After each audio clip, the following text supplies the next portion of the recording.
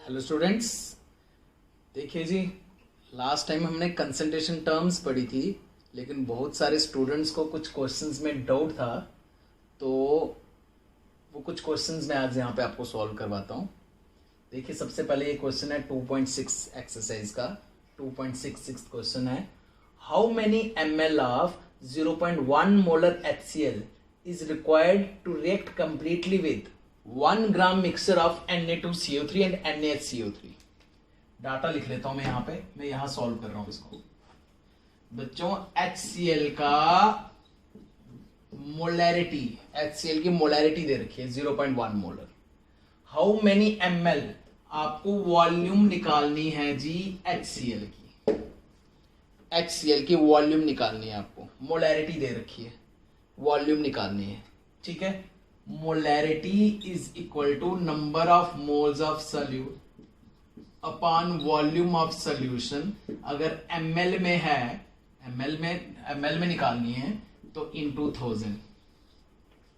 तो सिंपल सी बात, मोलैरिटी मेरे पास है HCl की, अगर मैं उसके नंबर ऑफ मोल्स लिख लूं तो मेरे पास वॉल्यूम ml में आ ही जाएगी। तो इस पूरे क्वेश्चन में मेरा टारगेट है number of moles of solute, number of moles of HCl निकालना। HCl के एक्वस सॉल्यूशन में HCl ही सॉल्यूट होगा, तो मेरा टारगेट है HCl के मोल्स निकालना। आगे दे रखा है कि इस HCl को रिएक्ट करना है Na2CO3 और NaHCO3 के मिक्सर के साथ, जो मिला के 1 ग्राम है। इमेजिन करो आपके पास 1 ग्राम, थोड़ा सा 1 ग्राम साल्ट है, ठीक है, Na2CO3 और NaCO3 का मिक्सर करके। ये कितने ग्राम है, ये कितने ग्राम है वो नहीं पता, बस ये मिला के 1 ग्राम साल्ट है। उसमें HCl डाल रहे हो और दोनों साल्ट के साथ कंप्लीटली रिएक्ट करवा रहे हो। कितनी वॉल्यूम HCl की यूज होगी, ये क्वेश्चन है। कितनी वॉल्यूम HCl की? मैं वॉल्यूम नहीं, मैं नंबर ऑफ मोल्स निकालने की कोशिश करूंगा, वॉल्यूम तो नहीं, यहां से निकाल ही लूंगा, ठीक है जी। एक हिंट दे रखा है, दोनों के मोल्स बराबर हैं, कंटेनिंग इक्विमोलर अमाउंट ऑफ 2। दोनों के मोल्स बराबर हैं, इक्विमोलर, दोनों के मोल्स उस सॉल्यूशन में बराबर हैं। मोलर को मोलैरिटी मान लो तब भी वही बात हो गई, वॉल्यूम तो सेम ही है, तो दोनों के मोल्स बराबर हैं, ठीक है। Let Na2CO3 is equal to x gram, therefore NaHCO3 is equal to 1 minus x gram. अब 12th के बच्चे, आप जल्दी जल्दी निकालना है ये क्वेश्चन। अगर ये x ग्राम है, दोनों मिला के 1 ग्राम है, तो ये हो गया 1 minus x ग्राम, ये x इधर चला जाएगा। Number of moles of Na2CO3 is equal to number of moles of NaHCO3 दे रखा है।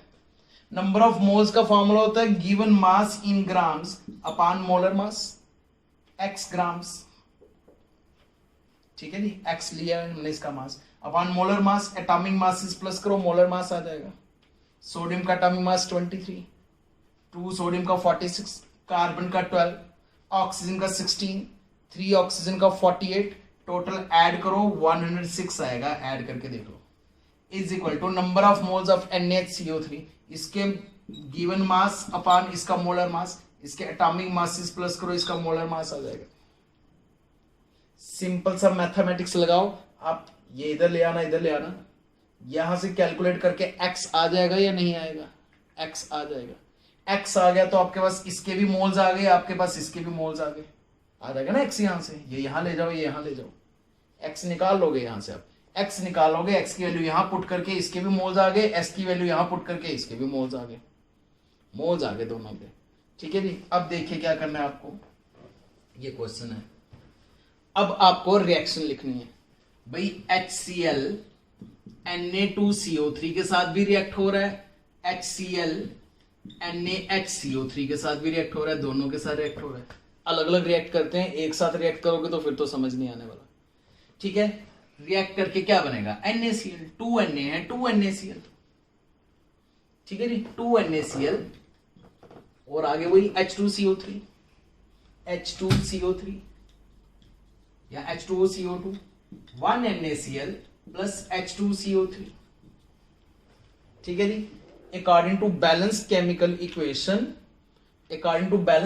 इक्वेशन, जब इसके 2 मोल्स यूज हो रहे हैं तब इसके 1 मोल यूज हो रहे हैं। According to balance chemical equation, जब इसके 1 मोल, इसके 2 मोल्स, इसके 2, इसके 4, इसके डबल होंगे।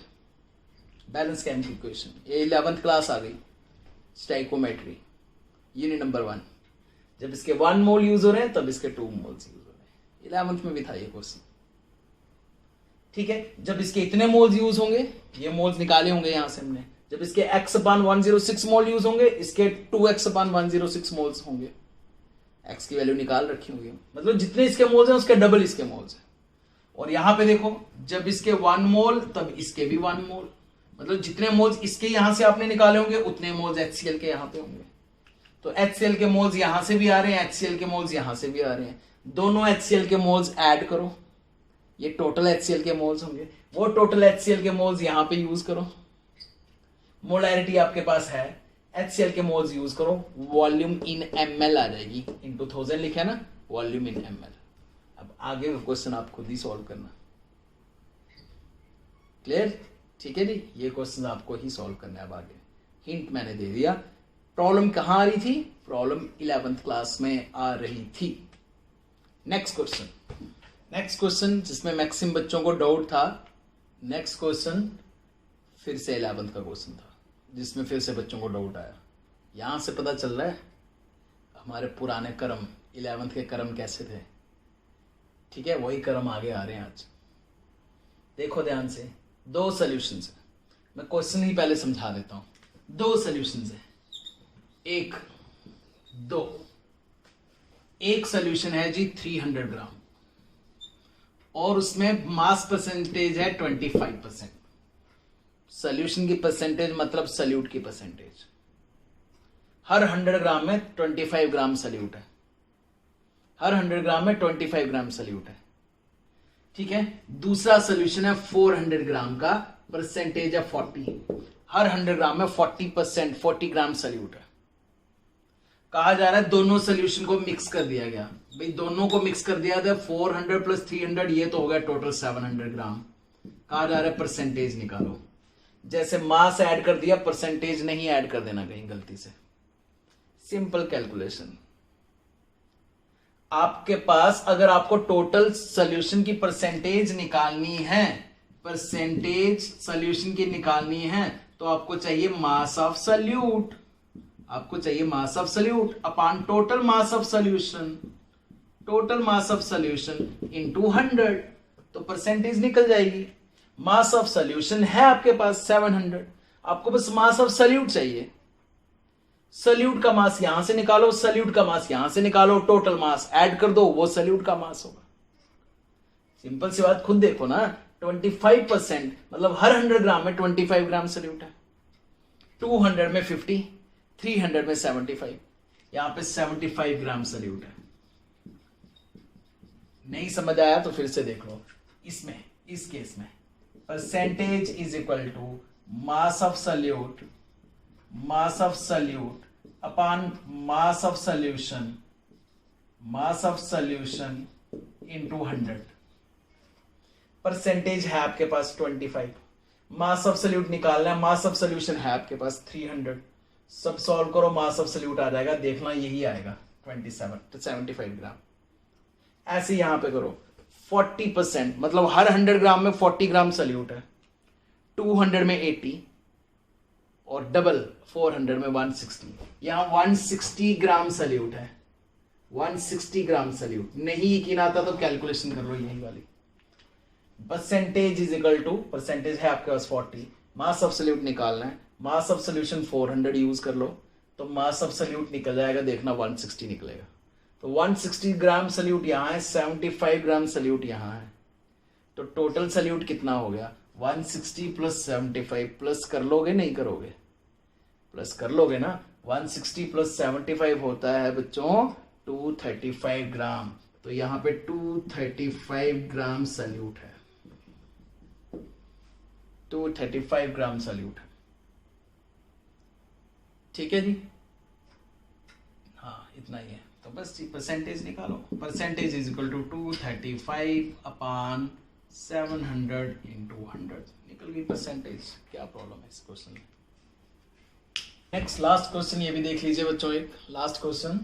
इथाइलिन ग्लाइकॉल एक एंटी फ्रीजर होता है, अभी आगे पढ़ेंगे इस यूनिट में हम। इथाइलिन ग्लाइकॉल दे रखा है 222.5 ग्राम। वाटर दे रखा है 200 ग्राम।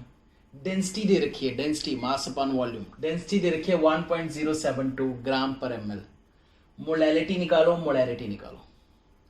मोलैलिटी मोलैरिटी, ठीक है, दोनों चीजें निकालनी है। मोलैलिटी तो इजीली निकल जाएगी जी। Number of moles of solute, पहले देख लो सल्यूट किसको लेना है। वाटर को सल्यूट ना ले लेना गलती से। Water is universal solvent, water के मोल्स भी ज्यादा ही आएंगे यहाँ पे, आप देख लीजिए वाटर के मोल्स भी ज्यादा आएंगे, तो आप सल्यूट इथाइलिन ग्लाइकॉल को ही लेना। Molality, molality is equal to number of moles of solute that is glycol upon weight of solvent, grams में है तो into 1000। Number of moles of glycol, ethylene glycol is equal to given mass in grams, direct लिख रहा हूं, upon molar mass. Atomic mass इस plus कर लो, molar mass इतना ही आता है, ठीक है जी। वेट ऑफ सॉल्वेंट 200 ले लेना।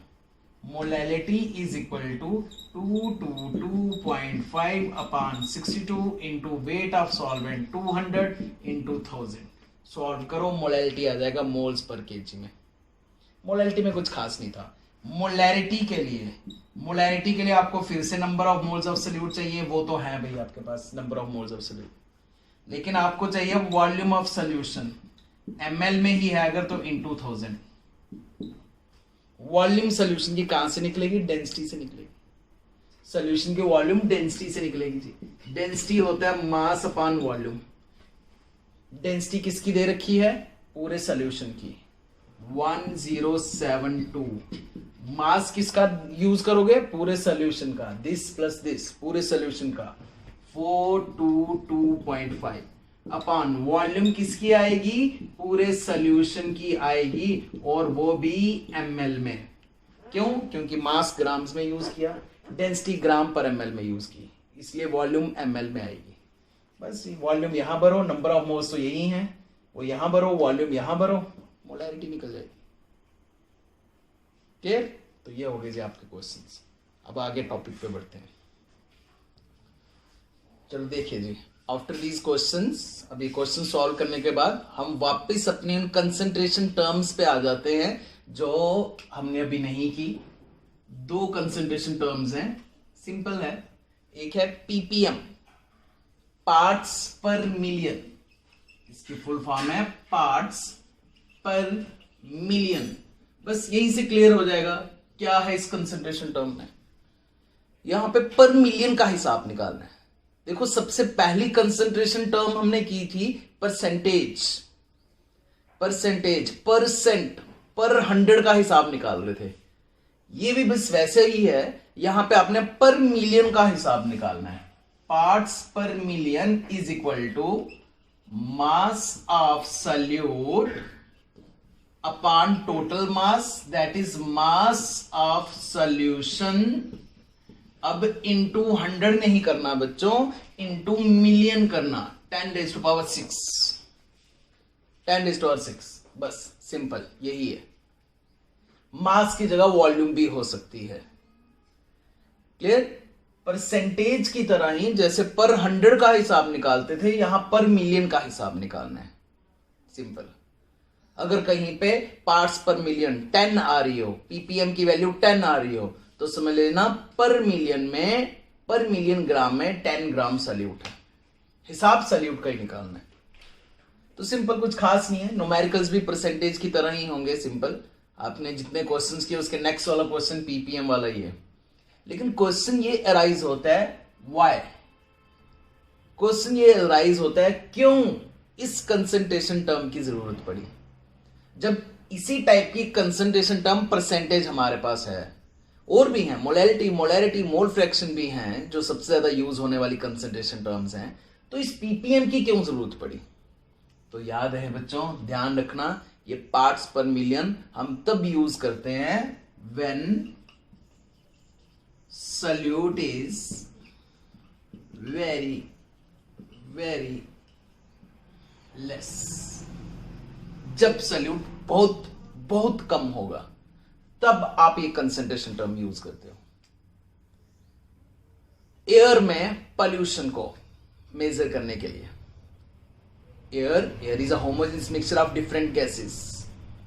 सबसे ज्यादा नाइट्रोजन गैस है 78%, फिर ऑक्सीजन है, पॉल्यूशन भी है लेकिन अभी इतना नहीं हुआ जितनी एयर है। एयर बहुत ज्यादा है, उसके हिसाब से पॉल्यूटेंट्स बहुत कम है।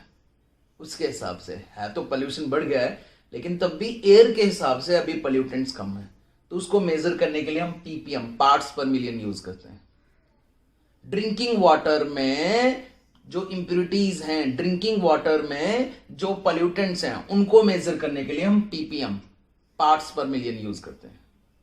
तो ये कंसंट्रेशन टर्म हमने तब यूज करनी है जब very very very dilute solution हो, सोल्यूट की वैल्यू बहुत कम हो। देखिए एक बार ऐसा क्वेश्चन आया था बच्चों, MCQ, which concentration term is use to determine the amount of carcinogen in drinking water. Drinking water में एक पोल्यूटेंट होता है, कैंसर काजिंग एजेंट, कार्किनोजेंस बोलो या कैर्सिनोजेंस बोलो, उसको मेजर करने के लिए कौन सी कंसंट्रेशन टर्म यूज की जाती है? 4 ऑप्शंस थे, molarity, molality, percentage and ppm. Question simple है लेकिन ये भी बच्चे गलत कर देते हैं। कैसे गलत कर देते हैं मैं बताता हूं। हमने कल तक यही पढ़ा था, best concentration term is molality, तो बहुत सारे बच्चे मोलैलिटी को टिक करके आ जाएंगे। Yes, molality is best concentration term as compare to molarity. Molality is best concentration term क्योंकि उसमें मास यूज होता था, वो टेम्परेचर इंडिपेंडेंट थी। लेकिन यहां बात कुछ और है, यहां है अपने पॉल्यूटेंट्स बताने हैं, वो भी ड्रिंकिंग वाटर में, जो बहुत बहुत बहुत कम होंगे। जब सल्यूट की वैल्यू बहुत कम है तो ppm, parts per million, use करना है। तो ऐसी गलती नहीं करना, ठीक है जी। तो लास्ट कंसंट्रेशन टर्म, ये सिंपल है, फॉर्मूला लिख लीजिए इसका। तो लास्ट कंसंट्रेशन टर्म हमारे पास है बच्चों नॉर्मेलिटी। इसमें थोड़ी कंफ्यूजन है, ध्यान रखिए इसका। Last concentration term is normality. ये बच्चों बहुत पुरानी कंसंट्रेशन टर्म है, आजकल हम इतना इसे यूज नहीं करते और आपकी टेक्स्ट बुक में भी नहीं है। ये कंसंट्रेशन टर्म ना 11th की टेक्स्ट बुक में ना 12th की टेक्स्ट बुक में। मोलैरिटी है, मोलैलिटी है, मोल फ्रैक्शन है, परसेंटेज है, पार्ट्स पर मिलियन, लेकिन तब भी ये कंसंट्रेशन टर्म हमें करनी है। अब सुनिए ध्यान से, क्या है ये कंसंट्रेशन टर्म? थोड़ी बहुत मोलैरिटी से मैच करती है। अगर मोलैरिटी अच्छे से पता है तो इसमें ज्यादा प्रॉब्लम नहीं आएगी। Normality is, it is number of gram equivalent of solute dissolved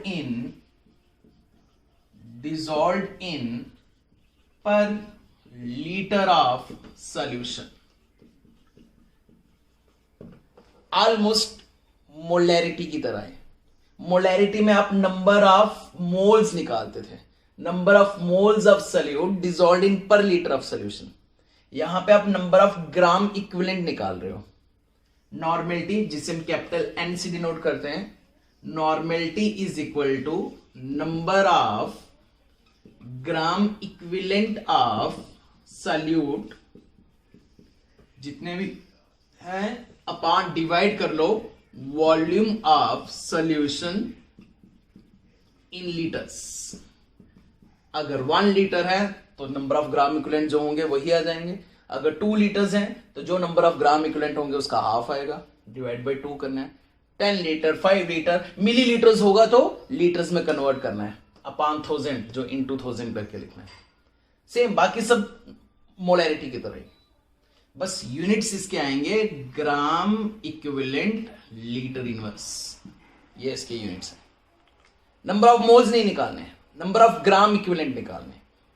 number of moles की जगह यहां पे नंबर ऑफ ग्राम इक्विवेलेंट है, बस यही डिफरेंस है, ठीक है। तो अब क्वेश्चन ये राइज होता है, नंबर ऑफ ग्राम इक्विवेलेंट क्या होते हैं? ये भी 11th क्लास था, ये भी 11th क्लास है।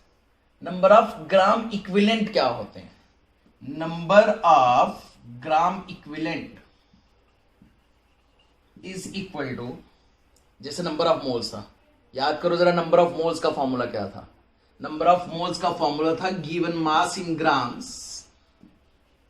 Given mass in grams upon molecular mass upon molar mass, यहां पे लिखना है इक्विवेलेंट मास, इक्विवेलेंट मास या इक्विवेलेंट वेट। मोलैरिटी में नंबर ऑफ मोल्स था, यहां नंबर ऑफ ग्राम इक्विवेलेंट लिखना है। नंबर ऑफ मोल्स का फॉर्मूला था गिवन मास पर molar mass, number of gram equivalent का फॉर्मूला है given mass in grams upon equivalent mass. अब क्वेश्चन ये अराइज होता है कि इक्विवेलेंट मास इक्विवेलेंट वेट क्या होता है।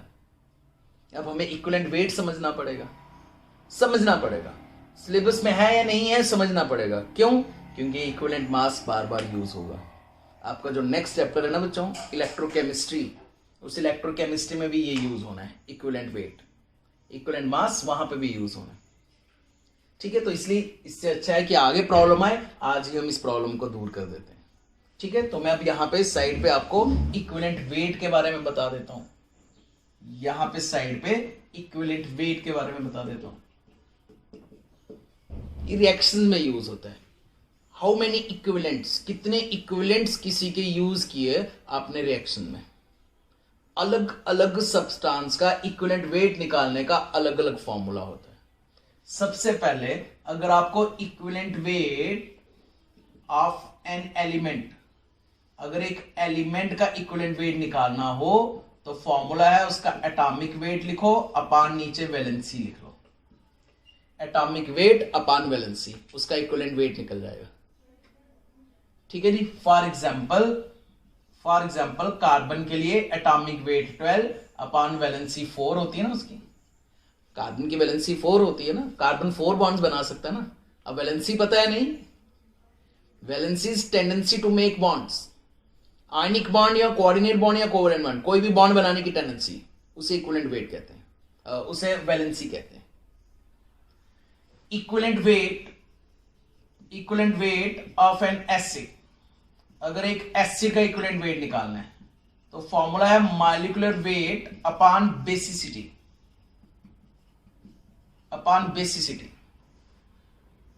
एसिड्स क्या होते हैं? एसिड्स जो H पॉजिटिव लूज करते हैं, तो एक एसिड कितने H पॉजिटिव लूज करता है उसे उसकी बेसिसिटी कहा जाता है। HCl एक H पॉजिटिव लूज कर सकता है, उसकी basicity 1। H2SO4 2 H positive loose कर सकता है, उसकी बेसिसिटी 2। एसिड की बेसिसिटी होती है, बेस की एसिडिटी होती है, उल्टा होता है सिस्टम। तो equivalent weight of a base, अगर एक बेस का इक्विवेलेंट वेट निकालना है तो molecular weight upon acidity. Base क्या होते हैं? जो कितने OH नेगेटिव लूज कर सकते हैं या कितने H पॉजिटिव गेन कर सकते हैं। अब एसिड बेस की डेफिनेशन आगे हम यूज करेंगे, है तो वो भी 11th क्लास में ही, एसिड बेस अलग से चैप्टर इक्विलिब्रियम। ठीक है, तो ये कुछ फॉर्मूले हैं। एलिमेंट का इक्विवेलेंट वेट निकालना है तो उसका एटॉमिक वेट अपॉन वैलेंसी लिखो। एक एसिड का इक्विवेलेंट वेट निकालना है तो मॉलिक्यूलर वेट अपॉन बेसिसिटी लिखो। फॉर एग्जांपल सल्फ्यूरिक एसिड, तो सल्फ्यूरिक एसिड का मॉलिक्यूलर वेट ऊपर लिखेंगे, नीचे 2 लिखेंगे, क्योंकि sulphuric acid 2H positive use कर सकते हैं। अगर NaOH का इक्विवेलेंट वेट निकालना है तो उसका मॉलिक्यूलर वेट ऊपर लिखो, अपॉन नीचे 1 लिखो, क्योंकि NaOH एक OH नेगेटिव लूज कर सकता है। ठीक है, और अगर आप और किसी कंपाउंड के, कोई न्यूट्रल कंपाउंड का इक्विवेलेंट वेट निकालना चाहते हो, equivalent weight of neutral compounds of salts या न्यूट्रल कंपाउंड का इक्विवेलेंट वेट निकालना चाहते हो तो फॉर्मूला है molecular weight upon change in oxidation state,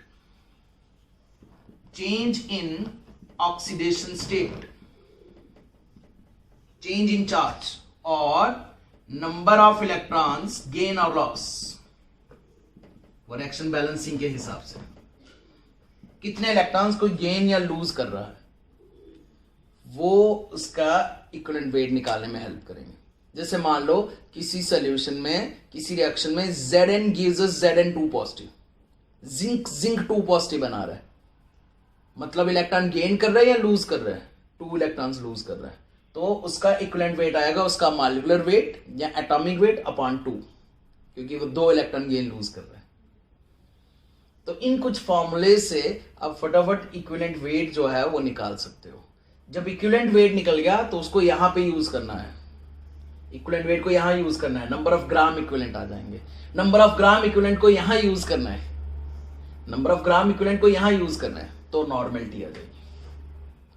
ये सारी चीजें जो हैं वो आप आराम से देख सकते हो। एक बार फिर से मैं आपको दिखाता हूं, देखिए जरा ध्यान से। सबसे पहले नॉर्मेलिटी की डेफिनेशन क्या कहा गया, it is number of gram equivalent of solute dissolved इन पर लीटर ऑफ सॉल्यूशन। मोलैरिटी में number of moles of solute होते थे, यहां number of gram equivalent of solute है। वहां पे भी पर लीटर सॉल्यूशन था, यहां पे भी पर लीटर सॉल्यूशन है। ठीक है, मोलैरिटी को कैपिटल एम से डिनोट करते थे, नॉर्मेलिटी को कैपिटल एन से डिनोट करते हैं। और फॉर्मूला है मैथमेटिकल न्यूमेरिकल्स निकालने के लिए, normality is equal to number of gram equivalent of solute upon volume of solution in litres.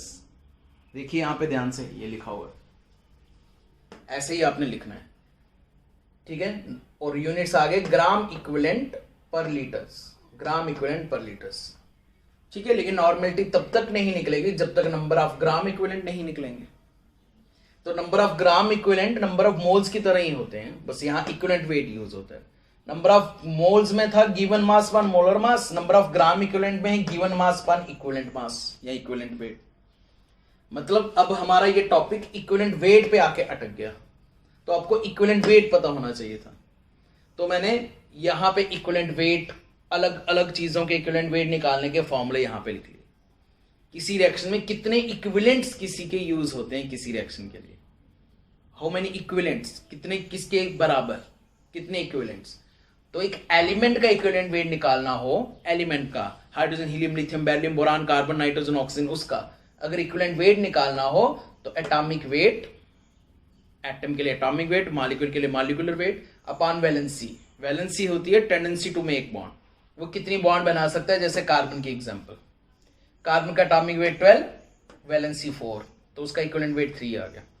अगर आपको एक एसिड का इक्विवेलेंट वेट निकालना है तो उसका मॉलिक्यूलर वेट लिखो, अपॉन नीचे लिखो वो कितने H+ लूज कर सकता है, जिसे हम बेसिसिटी कहते हैं। अगर आपको एक बेस का इक्विवेलेंट वेट निकालना है, बेस का, तो मॉलिक्यूलर वेट अपॉन एसिडिटी, वो कितने OH नेगेटिव लूज कर सकता है। फिलहाल तो एसिड बेस की यही डेफिनेशन रखेंगे जब तक आप एसिड बेस अच्छे से ना पढ़ लो तो। और लास्ट, इक्विवेलेंट वेट किसी न्यूट्रल कंपाउंड का, किसी साल्ट का या किसी न्यूट्रल कंपाउंड का इक्विवेलेंट वेट निकालना है तो molecular weight upon change in oxidation state, molecular weight upon number of electrons gain और लॉस। कितने इलेक्ट्रॉन्स किसी साल्ट में कोई मेटल गेन कर रहा है इलेक्ट्रॉन्स या कितने लूज कर रहा है। इस तरह से आप इक्विवेलेंट वेट निकाल सकते हो। इक्विवेलेंट वेट को यहां पे भर के नंबर ऑफ ग्राम इक्विवेलेंट निकाल सकते हो, नंबर ऑफ ग्राम इक्विवेलेंट यहां पे भर के नॉर्मेलिटी निकाल सकते हो। ठीक है, बाकी सब ये मोलैरिटी की तरह ही है, और ये भी बेस्ट कंसंट्रेशन टर्म नहीं है। हाँ, रिएक्शंस के लिए ठीक है, रिएक्शंस के लिए ठीक है, जहां कहीं एसिड बेस की ऐसी कोई रिएक्शन हो रही हो। ठीक है, लेकिन यहां वॉल्यूम यूज हो रही है, it is also temperature dependent, तो ये भी बेस्ट कंसंट्रेशन टर्म नहीं है मोलैरिटी की तरह। तो देखिए बच्चों, अब ये कुछ फॉर्मूलेज मैंने यहाँ पे आपके सामने लिखे हैं, ये सेम वही फॉर्मूले हैं जो मोलैरिटी में यूज़ करते थे। आप सारे फॉर्मूलेज मोलैरिटी के नॉर्मेलिटी में भी यूज़ हो सकते हैं। ठीक है, आप मोलैरिटी में फॉर्मूले यूज़ करते थे ना, M1V1 is equal to M2V2 on dilution, तो यहाँ पे वही है, ऑन डाइल्यूशन आप N1V1 is equal to N2V2 use कर सकते हो। और अगर दो सोल्यूशन मिक्स कर रहे हो तो N1V1 plus N2V2 is equal to total normality into total volume, ये फॉर्मूला यहाँ पे भी यूज़ हो सकता है। और अगर ये सारी चीज़ें आपको डिफ़िकल्ट लग रही हैं, ये सब चीज़ें इतनी प्रॉब्लम्स क्रिएट कर रही हैं, आपको नॉर्मेलिटी और ये सब इक्विवेलेंट वेट वगैरह निकालने में इतनी प्रॉब्लम्स आ रही हैं, तो बच्चों एक काम करना, फिर उस क्वेश्चन में अगर ऐसा कोई क्वेश्चन आ जाए नॉर्मेलिटी का, तो चुप करके मोलैरिटी निकाल लेना। मोलैरिटी निकाल लेना, मोलैरिटी को n फैक्टर से मल्टीप्लाई करना, नॉर्मेलिटी आ जाएगी। देखो सबसे नीचे मैंने फॉर्मूला लिखा हुआ है, n normality is equal to molarity into n factor. मान लो सल्फ्यूरिक एसिड वाला कोई क्वेश्चन आ जाए, H2SO4 के क्वेश्चन में आपको नॉर्मेलिटी पूछी गई है, तो आप एक काम करना, आप मोलैरिटी निकाल लेना और उसको n फैक्टर से, ये n फैक्टर क्या है, ये या तो एसिडिटी है या बेसिसिटी है या वैलेंसी है या चेंज इन ऑक्सीजन स्टेट है, जो ऑक्सीडेशन स्टेट चेंज हो रही है, नंबर ऑफ इलेक्ट्रॉन गेन या लॉस हो रहे हैं, वो वर्ड यहाँ पे यूज़ कर लेना, वो अल्फ़ाबेट वो नंबर यहाँ पे यूज़ कर लेना, मोलैरिटी से मल्टीप्लाई करके नॉर्मेलिटी आ जाएगी। H2SO4 की जो भी मोलैरिटी होगी उसको 2 से मल्टीप्लाई करना, नॉर्मेलिटी आ जाएगी। ठीक है, तो ये फॉर्मूला भी आप यूज़ कर सकते हो। ठीक है जी, चलो बच्चों जल्दी से ये लास्ट एक चीज देख लीजिए आप। ये लास्ट क्या है, ये मैं KMnO4 के इक्विवेलेंट वेट निकालना सिखा रहा हूं आपको। आगे भी आएगा, 11th में भी था, आगे 12th में भी आएगा ये बार बार। KMnO4 एसिटिक मीडियम में, KMnO4 न्यूट्रल मीडियम में और KMnO4 बेसिक मीडियम में। KMnO4 की अगर यहाँ पे मैंगनीज की सेंट्रल एटम की ऑक्सीडेशन स्टेट निकालो ना आप, वो +7 आती है। अगर निकालना आता है तो ठीक, नहीं तो ये भी सिखाऊंगा। 11th में भी है, 12th में भी सीखेंगे।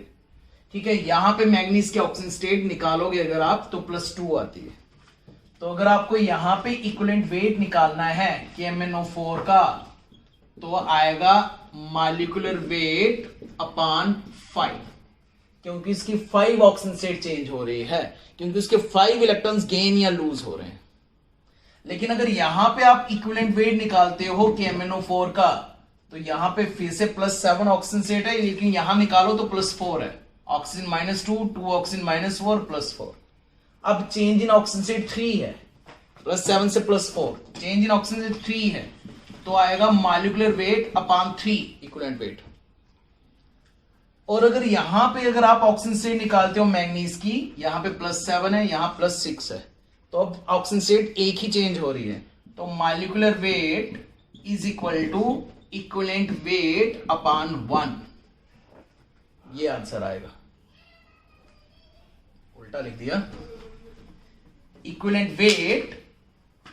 Wait is equal to molecular weight upon 1 answer आएगा। मतलब इस केस में जो मॉलिक्यूलर वेट है वही इक्विवेलेंट वेट है। तो मतलब सेम KMnO4 अलग अलग इक्विवेलेंट वेट शो कर सकता है अलग अलग कंडीशन में, मतलब रिएक्शंस में। ये चीज आपको रिएक्शंस में यूज करनी है, रिएक्शंस में। एक बार क्या बहुत बार इस पे क्वेश्चंस आए हैं, ठीक है, लेकिन एक क्वेश्चन सुनना। क्वेश्चन था किस मीडियम में, कब, कौन सी कंडीशन में, किस मीडियम में KMnO4 का इक्विवेलेंट वेट मॉलिक्यूलर वेट के इक्वल होता है? वो है बेसिक मीडियम में। बेसिक मीडियम में ये रिएक्शंस 11th में भी हैं और 12th क्लास में भी हैं, जब हम डी ब्लॉक एलिमेंट्स पढ़ रहे होंगे। डी ब्लॉक, पीरियोडिक टेबल के D block, manganese D block का एलिमेंट मेटल है, एटॉमिक नंबर 25 होता है। ठीक है, तो इक्विवेलेंट वेट आगे बार बार यूज करना है, इसलिए हमने पहले से ही कर लिया इसको। ठीक है, फिर से रिपीट करेंगे आगे आने वाले यूनिट्स में। जय हिंद, जय भारत।